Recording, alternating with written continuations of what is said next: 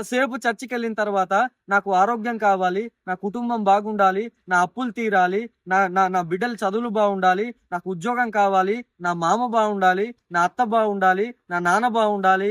ఎంతసేపు ఇదే ప్రార్థన తప్ప చర్చికి వెళ్ళి ఏమైనా నేర్చుకున్నామా? నేర్చుకోవాలి అనేది దేవుని యొక్క ఉద్దేశం.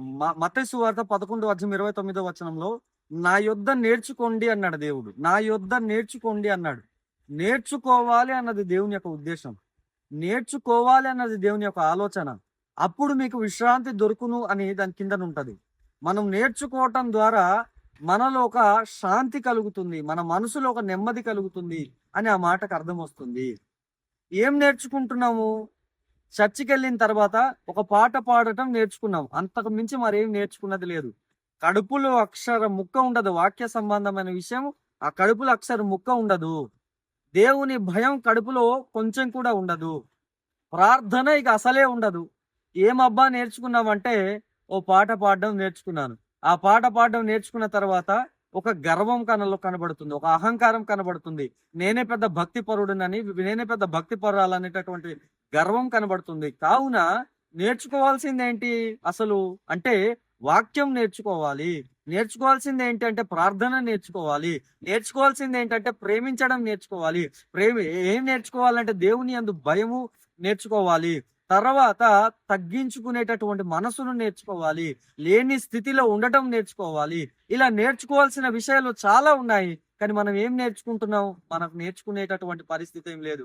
ఎంతసేపు చర్చికి వెళ్ళిన తర్వాత నాకు ఆరోగ్యం కావాలి, నా కుటుంబం బాగుండాలి, నా అప్పులు తీరాలి, నా నా నా బిడ్డల చదువులు బాగుండాలి, నాకు ఉద్యోగం కావాలి, నా మామ బాగుండాలి, నా అత్త బాగుండాలి, నా నాన్న బాగుండాలి.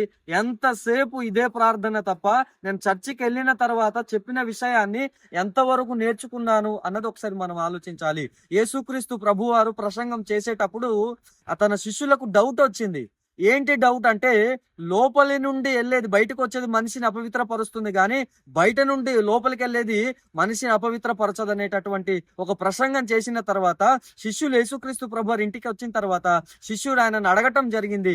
ఏంటయ్యది మాకు అర్థం కాలేదంటే, ఆయన అంటున్నారు కదా, హృదయంలో నుండి బయటికి వెళ్ళేది మనిషిని అపవిత్రపరుస్తుంది అంటే దురాలోచన, దొంగతనము, వ్యభిచారము, లోభములు, అసూయ, ఇక చాలా మాటలు ఉన్నాయి అక్కడ.